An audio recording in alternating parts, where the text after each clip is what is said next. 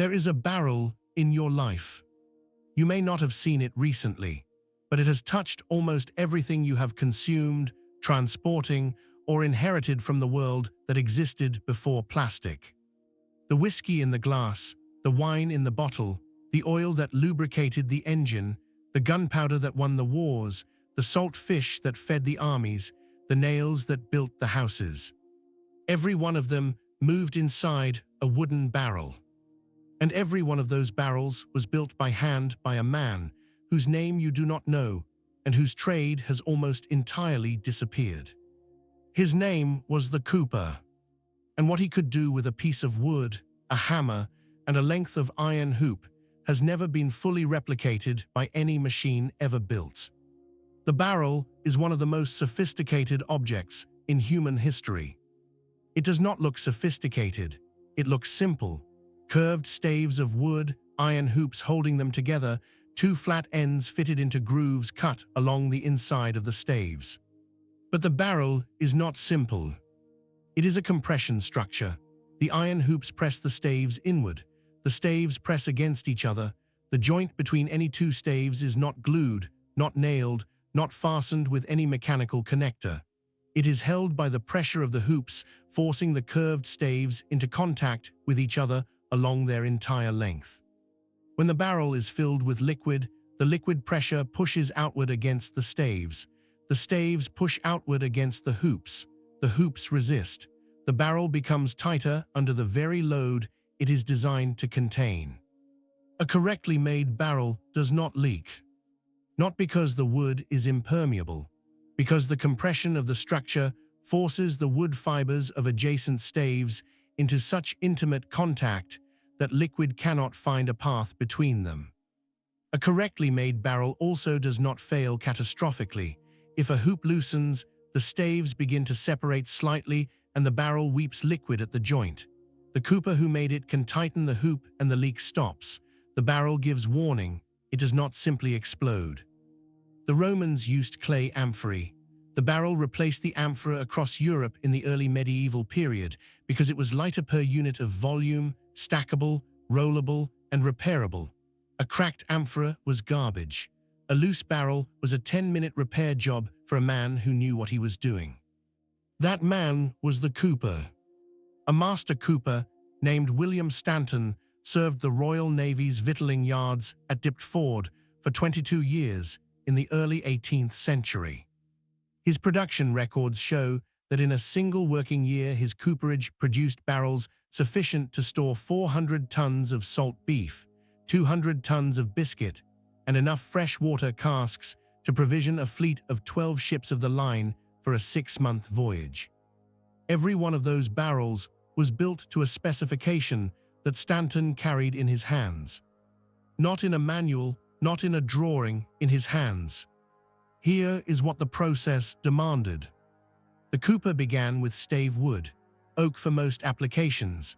The staves had to be riven, split along the grain rather than sawn across it, because splitting followed the wood's natural fiber direction and produced a stave with no cut fibers that could wick moisture through the wall.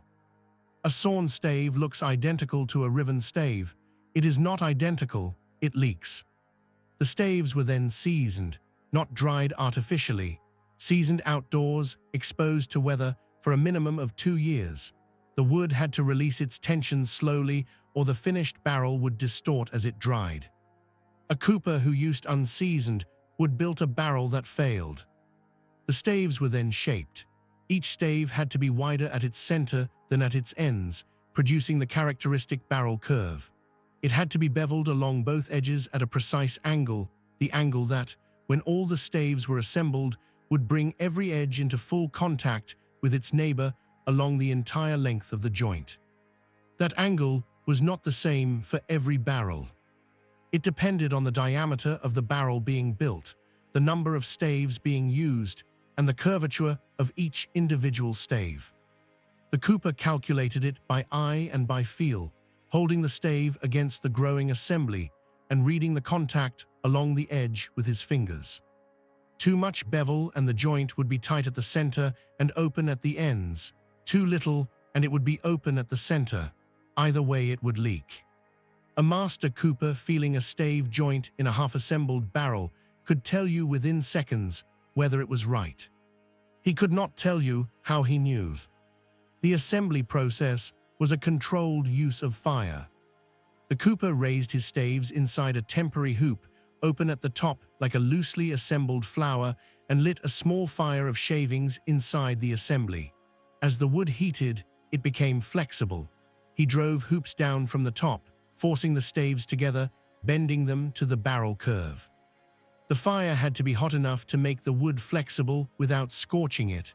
The hoops had to be driven at the right moment, when the wood was plastic but not burning. A cooper who heated too long produced staves that cracked when bent. A cooper who heated too little produced staves that sprang back when the hoop was removed. The window between those two outcomes was measured not in minutes, but in the feel of the wood under the hammer.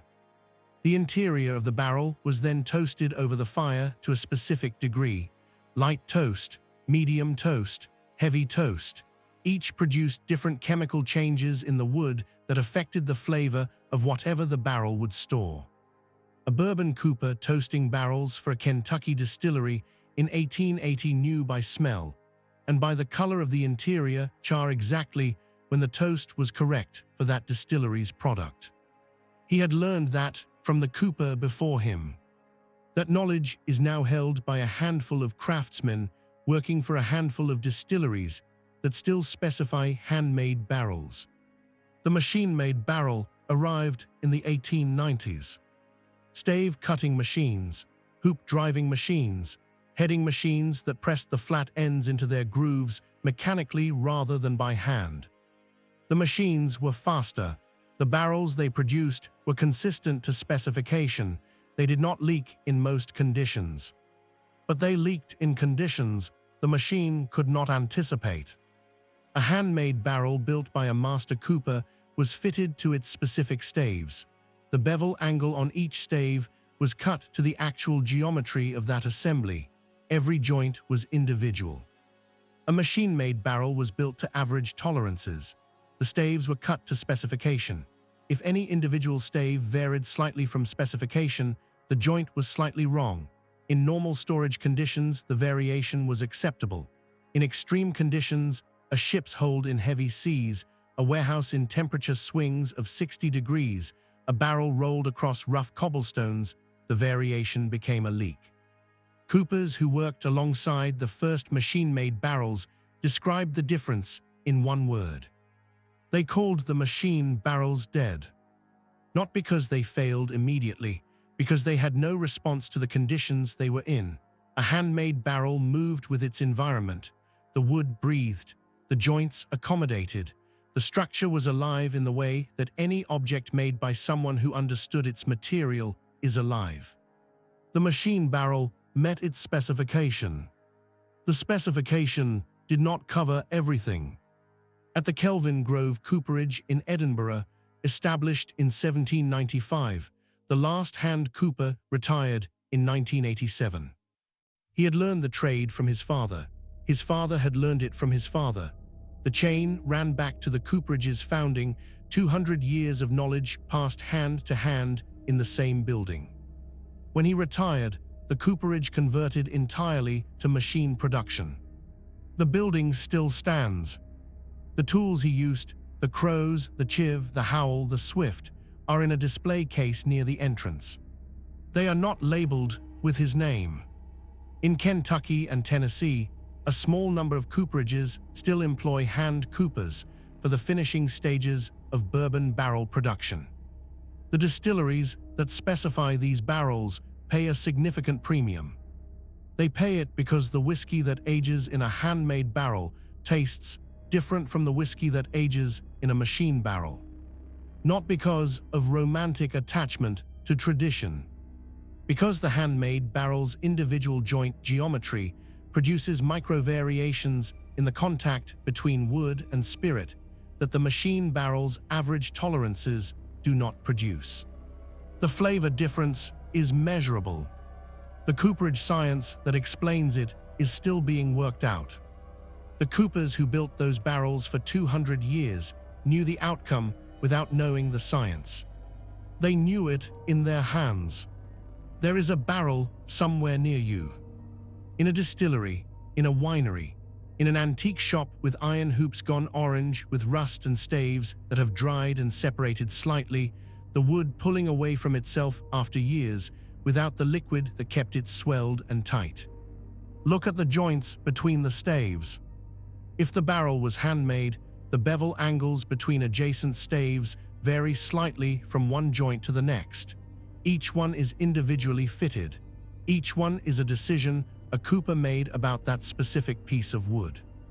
If it was machine-made, the joints are identical, every bevel the same angle, every gap the same width. The handmade barrel was not built faster. It was not built cheaper. It was built by someone who understood the wood well enough to fit it to itself, rather than to a specification. That understanding is almost gone. The barrels it produced are still holding their contents. Is there an old barrel in your life, in a barn, a cellar, an antique store, that has been sitting in the same place longer than you can remember? Tell me about it in the comments.